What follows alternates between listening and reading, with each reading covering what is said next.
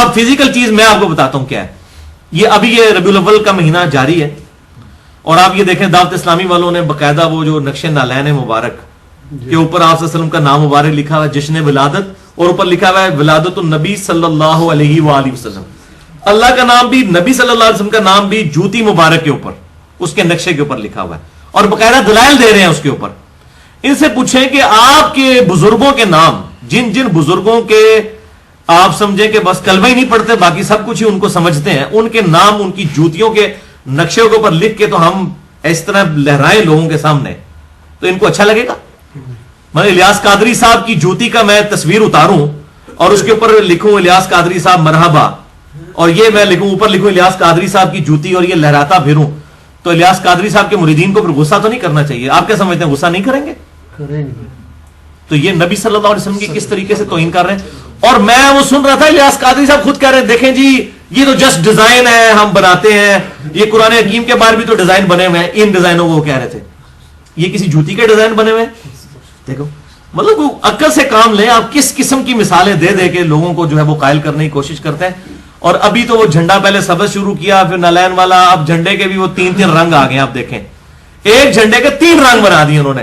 پہلے وہ اس کی جو بانس کی طرف والی سائڈ ہے اس کے اوپر انہوں نے رنگ دے دیا ہے, وہ احمد بریلوی صاحب کے گنبد کا کلر ہے, وہ سفید اور بلیک کلر میں یوں ویوی شکل کا.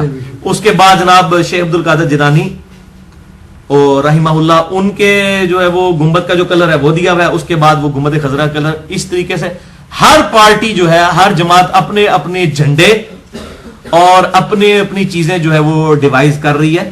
حالانکہ نبی صلی اللہ علیہ وسلم کا جنگوں میں جو جھنڈا ہوا کرتا تھا نا عموماً وہ کالے کلر کا ہوتا تھا. اونٹ چوکوں کا کالا کلر, پہلے تو اڑے فتوا لان کے شیعہ ہونے کا لگا دیتے. ایون کہتے ہیں جی کالا لباس شیعوں والا ہے. صحیح بخاری میں موجود ہے کہ آپ صلی اللہ علیہ وسلم نے کالے کلر کا جبہ جو ہے وہ گفٹ دیا تھا صحابہ کرام علیہم رضوان کو. آپ صلی اللہ علیہ وسلم سے پہننا ثابت ہے کالا رنگ, کوئی شیعوں والا لباس نہیں. خدا کے لیے عقل کے ناخن لیں, کیوں اس طریقے سے چیزیں بنا دیتے ہیں اس طرح. جی وہ سرخ رنگ جو ہے وہ دوسکیوں والا ہے, کوئی ایسی بات نہیں ہے. وہ ایک جعلی روایت ہے ترمذی کے اندر, کوئی صحیح سند کے ساتھ اس طرح کی روایت موجود نہیں ہے. تو اس طرح کی چیزیں, اور ہمیں کوئی سبز پگڑی سے بھی کوئی اختلاف نہیں. میں نے بلکہ ارادہ کیا کس دن مجھے ٹائم ملا میں نے سبز پگڑی پہن کے نا, تو میں نے جو ہے وہ دعوت اسلامی, چونکہ میں بھی 10 سال تک دعوت اسلامی کے اندر رہا ہوں, مجھے پتا ہے ان کے کیا معاملات ہیں, تو میں نے ان کے اوپر لیکچر ریکارڈ کرنا ہے اور سبز پگڑی اور سفید کپڑے پہن کے انشاءاللہ تعالی. ہمیں کلر سے کوئی مسئلہ نہیں ہے. یعنی نبی صلی اللہ علیہ وسلم سے تو بلیک اور سفید کلر, بلیک اور وائٹ کلر ثابت ہے, لیکن وہ ممانعت نہیں, کوئی نیلا باندھے, کوئی جو ہے وہ براؤن کلر کا باندھے, سبز باندھے, ہمیں نہیں. لیکن اس کی بنیاد پر نشانیاں اور پارٹیاں بنانا اور یہ کہنا کہ جو ہماری جماعت میں ہے گا اس نے یہی کلر پہننا ہے, اس کے علاوہ نہیں. اور مجھے یاد ہے بالکل, آپ یہ کنفرم بھی کر سکتے ہیں, دعوت اسلامی میں اگر کسی بندے کے اوپر انہوں نے پابندی لگانی ہوتی ہے نا, اس کو سزا کے طور پہ اس کو وائٹ یا بلیک پگڑی پہناتے ہیں اور کہتے ہیں اب تو نے 1 مہینے تک سبز پگڑی نہیں پہننی ہے کیونکہ اب تمہاری جماعت سے خارج ہو گئی. یعنی اسلام سے ہی سمجھ رہے ہیں, قسم کا خارج کرنے والی معاملہ سمجھتے ہیں. اور حالانکہ بلیک اور سفید پگڑی جو ہے وہ نبی صلی اللہ علیہ وسلم کی سنت ہے. فتح مکہ کے موقع پر صحیح مسلم میں آتا ہے کہ آپ صلی اللہ علیہ وسلم نے جو ہے بلیک کلر کی, کالے کلر کی پگڑی پہنی ہوئی تھی. اور المستدرک للحاکم میں صحیح سند کے ساتھ آتا ہے کہ عبد الرحمن بن عوف رضی اللہ تعالیٰ عنہ کو نبی صلی اللہ علیہ وسلم نے اپنے مبارک ہاتھوں سے سفید کلر کی پگڑی باندھی تھی اور اس پہ شملہ بھی چھوڑا تھا, ایک چپے کے برابر, کم از کم اتنا ہونا چاہیے. لمبا جو ہے وہ جتنا بھی کر لیں, شملہ ہی کہلاتا ہے, تو ایک چپا جو ہے وہ کم از کم چھوڑا جائے.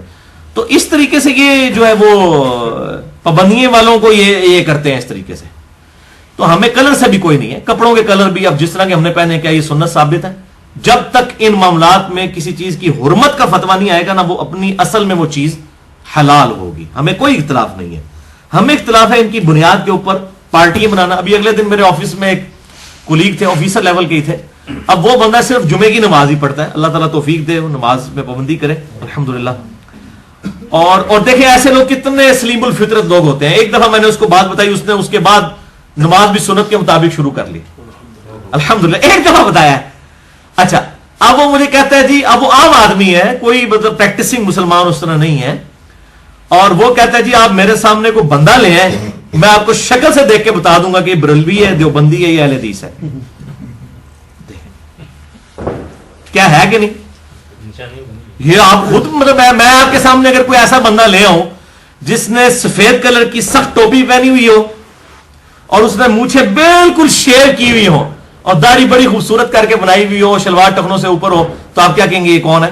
دیوبندی. دیکھ لو, تو بھی پتا ہے, کوئی تو ٹیسٹر لانے کی لوڑ ہی نہیں, تبلیغی جماعت, یعنی نشانی بنا لی ہوئی ہے. اسی طریقے سے میں کوئی بندہ آپ کے سامنے ایسا لے آؤں جس نے جو ہے وہ سبز کلر کی پگڑی پہنی ہوئی ہو, ادھر ایک پیاری سی مسواک سجائی ہوئی ہو, ٹھیک ہے جی, سفید صاف ستھرے کپڑے پہنے ہوئے ہو, ٹھیک ہے, اور پیلی چپل بھی پہنی ہوئی ہو, ٹھیک ہے, تو آپ کہہ دیں گے جناب یہ دعوت اسلامی والا بریلوی. یا اسی طریقے سے ایک بندہ آپ کو میں ایسا لا کے سامنے کھڑا کروں جو بالکل ننگے سر ہو, یا اس بیچارے نے ٹوپی بھی پہنی ہو تو صرف جسٹ برکت کے لیے, اور آگے بال کی پف بھی نکالی ہوئی ہو ایسے, اور ٹوپی ادھر رکھی ہوئی ہو ایسی, اور داڑھی کے کچھ بال ادھر جا رہے ہو اور کچھ ادھر جا رہے ہو, اور شلوار جو ہے وہ بالکل آدھی پنڈلی تک ہو, تو کون ہوگا؟ اہل حدیث. ٹھیک ہے نا. اب یہ دیکھیں کتنا بڑا المی ہے, اور یہ اسی چیز کو ہم نے کل کیا ہے. میری آپ ویڈیو کسی بندے کو دکھائیں اور اس کے کہیں اس بندے کو جج کرو یہ بندہ کون ہے شکل دیکھ کے, تو اس کو نہ مونچھیں چٹ نظر آئیں گی, مونچھیں تھوڑی تھوڑی نظر بھی آئیں گی, پگڑی بھی نظر آئے گی, کرتا بھی پہنا ہوا ہوگا, ٹھیک ہے نا. آپ وہ سوچ میں پڑ جائے گا, جب باتیں سنے گا تو واقعی بھی تو اور ہی سوچ میں پڑ جائے گا. اگلے دن مجھے ایک بندے کا فون آیا سعودی عرب سے, مجھے کہنے لگا جی مجھے آپ کا کسی نے کلپ شیئر کروایا, وہ الحمدللہ لاکھوں لوگوں تک کلپ گیا مختلف جگہوں سے, قبر کے 4 سوالات. وہ کہتا ہے میں نے جب دیکھا پگڑی شکلی, میں نے کہا یہ تو کوئی صوفی ٹائپ بندہ ہوگا, اسی لیے جو وہ کہتا میں نے وائڈ کیا, وہ سلفی تھا, لیکن جب سنا الحمدللہ تو اس کو پھر کہتا میں نے سارے لیکچر سنے. اس قسم کے کئی لوگ ہیں. تو اب کئی لوگ ایسے ہیں جو مجھے وہ مطلب ای میل کرتے ہیں جی ہم نے تو بس وہ آپ کی شکل دیکھی تو پھر لیکچر دیکھ لیا, ادروائز تو ہم جو ہے وہ شکلوں سے ہی پہچان لیتے ہیں کہ یہ تمہارے مکتب فکر کا نہیں ہے, تو ہم نے دیکھنا ہی نہیں لیکچر. کتنے بریلوی دیوبندی ایسے ہیں جو صرف اس گیٹ اپ کی وجہ سے انہوں نے بات سنی, اللہ تعالیٰ نے انہیں کتاب و سنت کے منہج تک پہنچایا. کتنے اہل تشیع ہیں, کتنے الحمدللہ. ہماری آؤٹ پٹ ہے. مجھے ابھی اگلے دن ایک بندے کا فون آیا, مجھے کہنے لگا جی میں 3-4 سال سے آپ کے لیکچر سن رہا ہوں, اور میں اکیلا بندہ ہوں جو آپ کے لیکچر سن کے اپنے گھر میں سے, میں رافضی تھا وہ یعنی غالی شیعہ, تو وہ کہتا ہے اکیلا بندہ ہوں جو میں سنی ہوں. اور مجھے وہ پوچھ رہا تھا کہ جی میں جو وہ ہمارے محلے میں جو ہے وہ دیوبندیوں کی مسجد ہے, تو میں ان کے پیچھے نماز پڑھ لیا کروں, اور ان میں یزیدی پارٹی بھی موجود ہے. تو میں نے اس کو بتایا بھی نماز تو سب کے پیچھے ہو جاتی ہے الحمدللہ. تو وہ اب آپ یہ امیجن کریں کہ ایک بندہ جو ہے وہ کتاب و سنت کے منہج پہ آیا ہے صرف سیدنا حسین کی محبت کی وجہ سے, میرے لیکچرز اس حوالے سے سن کر, اب اس کے دل پر کتنا بڑا پتھر ہے کہ وہ کسی یزیدی مولوی کے پیچھے جا کے نماز پڑھے. میں کئی یزیدی مولویوں کے پیچھے میں بھی نمازیں پڑھتا ہوں, لیکن مسئلہ ہے کہ یہ جذبات کی دنیا نہیں ہے بھائی, یہ علم کی دنیا ہے. اس میں جذبات آپ اس کمرے سے باہر رکھ کے آئیں گے بھائی, علم کے ساتھ داخل ہوں گے.